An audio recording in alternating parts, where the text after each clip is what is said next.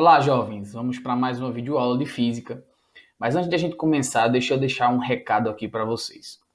Se vocês querem ser diferentes dos demais, tem que fazer algo de diferente. Se você fizer o que todo mundo faz, você vai ser mais um no meio de todos. Então, busquem fazer a diferença. Vão atrás da diferença. Quando eu digo isso, é para você buscar meios de conquistar os seus objetivos que não sejam o que todo mundo faz. Então, força, fé e foco para que vocês mantenham a disciplina, mantenham a motivação de chegar no seu objetivo. Tranquilo? Hoje nós vamos falar sobre movimento retilíneo uniforme, também conhecido como MRU.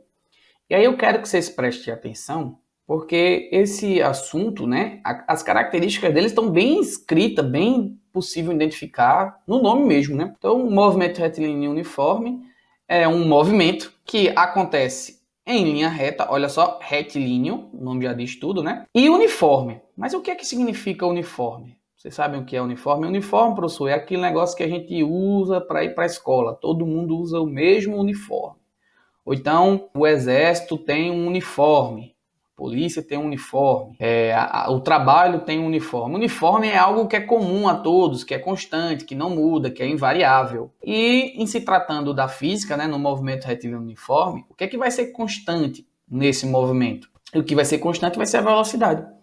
Então, a definição do MRU é bem simples. É um movimento que acontece em linha reta, por isso retilíneo, com velocidade constante e por isso uniforme. É bem simples de entender, não tem mistério. É só isso, tá? Mas o que a gente precisa entender é as outras características que vêm em relação a essa definição. E qual é uma outra característica bem interessante do MRU, partindo dessa definição? Bom, nós já sabemos que o MRU ele acontece com velocidade constante. E existe uma outra grandeza, que é a aceleração. Qual que vai ser a aceleração no MRU? Bom, a aceleração no MRU é bem simples de entender. Vamos lembrar um pouco o que é a aceleração. A aceleração é a grandeza que define a rapidez com que a velocidade muda. O professor traduz aí que eu não entendi foi nada. Vamos lá, pegar dois exemplos. Um carro vai de 0 a 100 km por hora em 2 segundos. Perceba que a velocidade dele mudou e foi de 0 a 100 em um intervalo de tempo muito pequeno, 2 segundos. Então essa variação ela ocorreu muito rápida. O carro mudou de velocidade muito rapidamente. Então significa dizer que ele tem uma aceleração grande, porque foi essa mudança muito rápida na velocidade. Agora a gente tem um outro carro que a sua velocidade vai de 0 a 100 km em 20 segundos. Então observe que ele foi de 0 a 100 km por hora em 20 segundos, foi num tempo maior. Então demorou mais para a aceleração mudar. Então a aceleração, nesse caso, é uma aceleração pequena. Mas e no carro, numa situação em que um carro ele tem a mesma velocidade, de 80 km por hora. Então ele, durante o trajeto, ele vai mantendo a mesma velocidade, ou seja, a velocidade é constante. A aceleração mudou? Ou a velocidade mudou? A velocidade não mudou, a velocidade permaneceu a mesma. E se a velocidade não mudou, qual vai ser a aceleração então? A aceleração vai ser zero. O corpo não vai ter aceleração porque a velocidade não mudou. Então essas duas características, além dessas duas, de ser um movimento em linha reta com velocidade constante, tem uma outra consequência que é o fato de a aceleração ser nula. Muito atento nas situações em que ele pede para você identificar se o objeto está se movendo em um movimento retilíneo uniforme, em MRU. Ora, para você saber se ele está se movendo em MRU, você tem que ter essas três situações. Aceleração zero, velocidade constante e movimento em linha reta. Uma consequência interessante que vem em relação ao fato da velocidade ser constante é que a velocidade do objeto vai ser a própria velocidade média. Tratando de um movimento retilíneo uniforme, que a velocidade ela é constante, então fica evidente que a velocidade do objeto vai ser a mesma durante o trajeto. E qual vai ser essa velocidade? A velocidade média. Eu queria que agora você parasse um minuto aí, imaginasse uma situação que você poderia encontrar um MRU. Para e pensa aí um pouquinho. Pensa aí em uma situação de movimento retilíneo uniforme do seu cotidiano. Faça sempre essa análise, tá? Tente imaginar uma situação do seu cotidiano em que o MRU esteja presente. Isso vai te fazer lembrar, associar esse tipo de movimento na hora da prova. Então, imagine alguma situação aí. Pare e pense agora. Em que situação você teria um movimento com velocidade constante, aceleração igual a zero e um movimento em linha reta? Eu vou colocar um aqui para você. Talvez você não consiga lembrar nenhum, mas eu vou colocar aqui duas situações para você bem interessantes. O primeiro seria, por exemplo, andar numa esteira ou correr numa esteira. Você que é fitness aí, que vai lá na esteira todo dia tentando perder aquela gordurinha do bacon que você come lá, do X-Bacon X tudão que você come no final de semana. Na segunda-feira você vai lá e vai correr na esteira. E aí você coloca lá a velocidade de, sei lá, 10 km por hora. E você faz essa velocidade de 2 minutos, né? Você mantém aquela velocidade. Então, durante esse tempo, você está andando em linha reta, teoricamente, né? Porque a esteira não faz curva, né? Com uma velocidade constante. Então, andar na esteira, correr na esteira, é uma situação de MRU, por exemplo. Uma outra situação interessante seria, por exemplo, um carro em que tem uma estrada livre, né? Não tem trânsito, não tem nada, como aqui na situação, e ele não tem nenhum obstáculo, e ele mantém a velocidade ali. Então, por exemplo, o pai de vocês, ou a mãe, ou um tio, ou você mesmo, pega uma estrada livre, aí mantém a mesma velocidade durante toda essa reta que você está percorrendo. Então, do início até o final da reta, ali nós podemos dizer que você teve um movimento retilíneo uniforme, porque você manteve a mesma velocidade e estava em linha reta. O MRU tem uma consequência bem legal, que é o seguinte: em intervalos de tempos iguais, o móvel percorre distâncias iguais. Como assim, professor? Vamos lá, vamos imaginar aqui, ó. Preste atenção, eu passei meia hora fazendo essa coisa aqui. Deu um trabalho danado, mas vai servir para vocês. Imagine que a gente tem um carro se movimentando numa estrada, imagina aquele outro carro lá. E em determinado momento a gente quer analisar o movimento. Então a gente vai lá com um cronômetrozinho e começa a marcar. Ele já está em movimento, mas você quer analisar a partir daquele momento. Então, ali você vai começar a marcar, ali é o zero. Então, vamos supor que aqui é o zero. E aí você apertou o cronômetro e zerou. Passados uma hora, quando passou uma hora no seu relógio, você percebeu que o carro andou 60 km. Legal, dá para saber a velocidade, né? Daqui a pouco eu falo. Passados 2 horas, em relação ao seu relógio, né? Ele andou 120 km. Passados 3 horas, adivinha qual vai ser a quilometragem que ele vai andar? Isso mesmo, 180. O que você observa? Daqui para cá, ele andou 1 hora. E nessa 1 hora ele andou 60 km. Daqui para cá, ele andou mais 1 hora. E daqui para cá ele andou quantos quilômetros? 60 km. Daqui para cá, ele andou mais 1 hora. E essa 1 hora ele percorreu mais 60 km. Então perceba, quando o intervalo de tempo é igual a 1 hora, 60 km. 1 hora, 60 km. Então, em intervalos de tempos iguais, ele vai andar distâncias iguais. Beleza? Então, de meia em meia hora, ele vai andar o mesmo valor. De 2 em 2 horas, ele vai andar o mesmo valor. Por exemplo, se passar mais 1 hora, agora a gente vai estar 4 horas no relógio. Qual vai ser a distância percorrida por ele aqui? Ele vai andar, se ele andou mais 1 hora, né? De 3 para 4, ele vai andar mais 60 km. Então aqui vai ficar igual a 240. Desculpa aí, meu amigo, porque aqui é difícil mexer com esse mouse aqui. Mas é 240 km, beleza? Porque vai ser mais 60 em relação ao 180 aqui. Então perceba, em intervalos de tempos iguais, então o que ele andou de 1 em 1 hora, ele vai andar sempre de 1 em 1 hora, tá certo?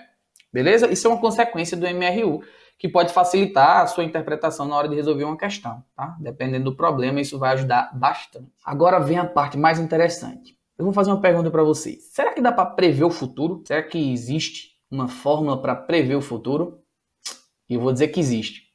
A física é isso, pessoal. A gente tenta prever as situações. Por isso que a física é tão linda, é tão maravilhosa. A gente pega essa fórmula que eu vou colocar para vocês aqui e fica chato você pensar assim, putz, não sei para que serve isso, mas serve para prever o futuro. Vamos pegar aquele caso do cara lá, do carro, que entrou numa reta, né, que eu estava mostrando para vocês, com uma velocidade constante de 80 km por hora. Qual vai ser o tempo para ele chegar no final da reta? Será que a gente consegue saber? Ou melhor, se a gente quiser prever em que lugar ele vai estar daqui a 10 minutos, será que a gente consegue saber qual a posição dele em 10, local que ele vai se encontrar em 10 segundos?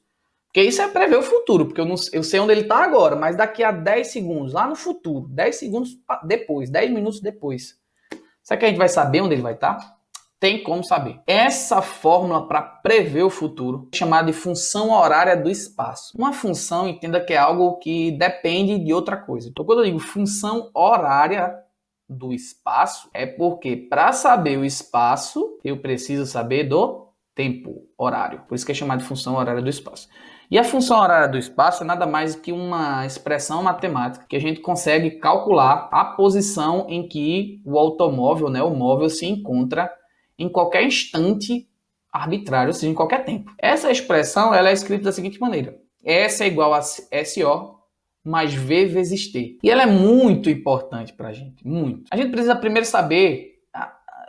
A gente poderia aqui, eu poderia perder um tempo da aula explicando como chega nessa fórmula, mas eu não acho necessário você saber as operações matemáticas para chegar nisso daí, porque você não vai fazer isso na prova, né? Você precisa saber como usar essa fórmula aí. Eu não digo nem decorar, porque você não vai decorar, você não vai precisar decorar. Com o tempo de você usando essa fórmula, você sabe de cor. Vou dar um exemplo para você, o seu CPF. Você não decora o seu CPF, você aprende ele à medida que você vai usando. Dizem que o auge da vida adulta é saber o CPF de cor. Isso porque você vai usando o CPF e você decora, você aprende. Que nem o número do telefone, número do celular. Você no começo você tenta decorar, você pode ficar meia hora tentando decorar. Você não, na hora que você precisar, você vai esquecer. Mas à medida que você vai usando o número, você vai aprendendo. É isso que acontece com essa fórmula. Então não tente decorar. Use-a. Vá lá, pegue questões, resolva, que você, usando ela, você aprende. Beleza? Então vamos saber o que é cada coisa aqui dessa fórmula, tá? O S é a posição final. S é um símbolo que representa a posição final.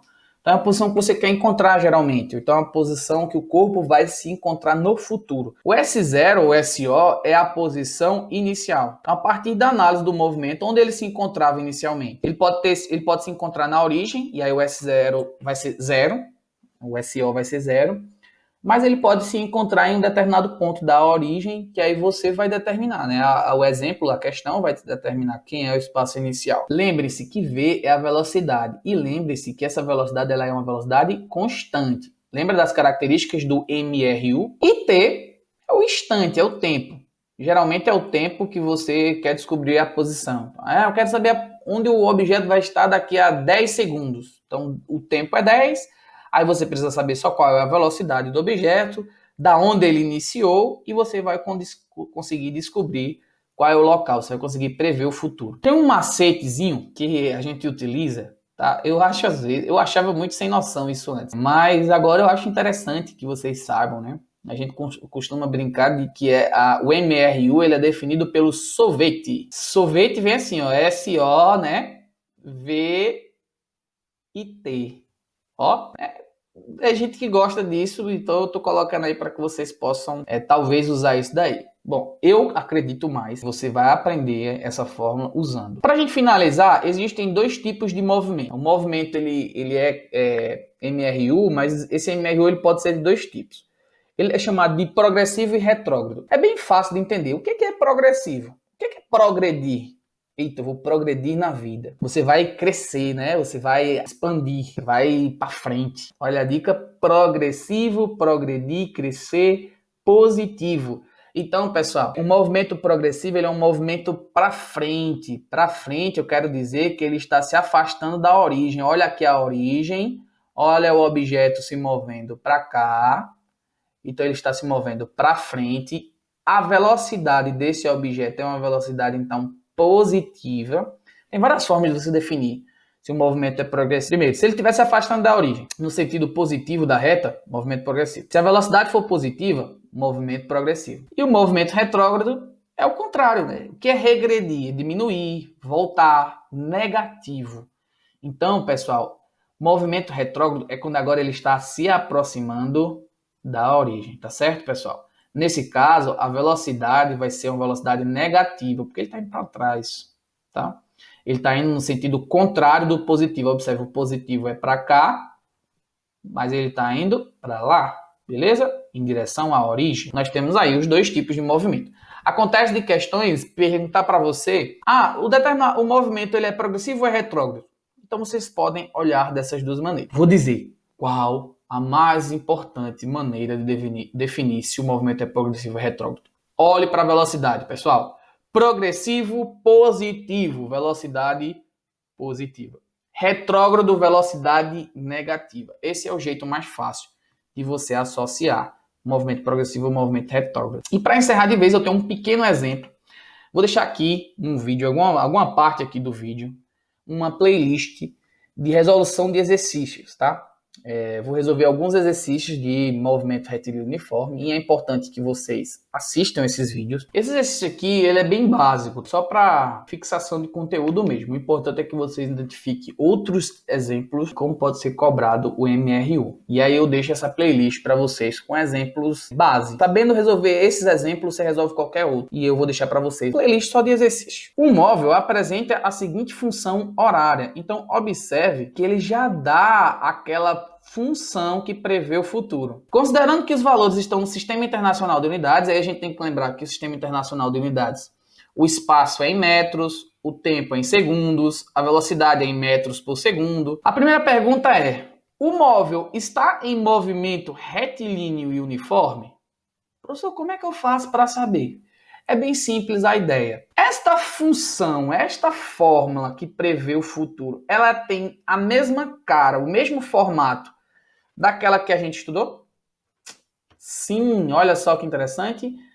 Ela tem esse formato, né? S é igual a 20 menos 3 vezes T. Se você observar, ela tem o mesmo formato do sorvete. Então, se ela tem o mesmo formato, tem um número que é sozinho aqui, ó. Tem um cara que multiplica o tempo.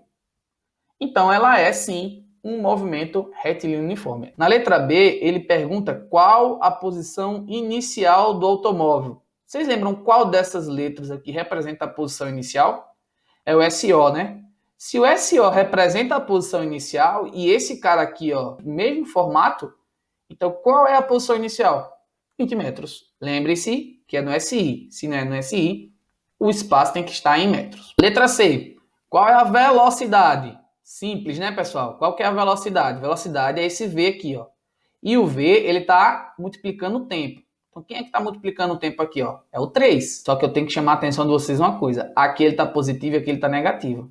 Então, na verdade, ele é menos 3 metros por segundo. Metros por segundo é a unidade de velocidade. Na letra D, ele pergunta se o movimento ele é progressivo ou é retrógrado. Pessoal, vocês lembram da dica que eu acabei de dar para você? Progressivo, velocidade positiva. Retrógrado, velocidade negativa. A velocidade que a gente viu que o objeto tem não é uma velocidade negativa, então esse movimento ele é um movimento retrógrado. E por fim, agora ele quer que você encontre a posição. Preveja o futuro. Vamos lá, videntes.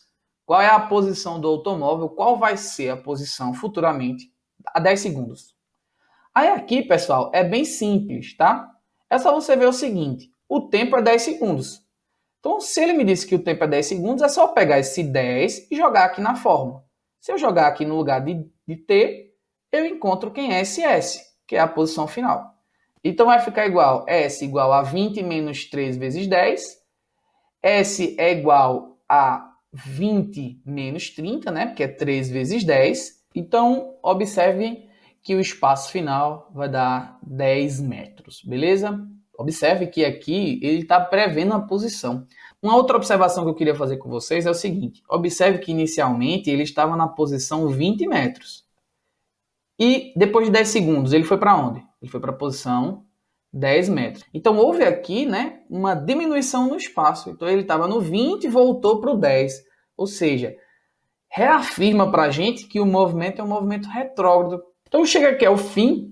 Mas, novamente, eu sugiro a vocês que deem uma olhada na playlist de exercícios resolvidos, que eu preparei especialmente para vocês. Esses exercícios resolvidos, eles são a base para qualquer outro problema que possa surgir. Então, você sabendo como resolve esses tipos de problema, você resolve qualquer outros. Valeu e até a próxima!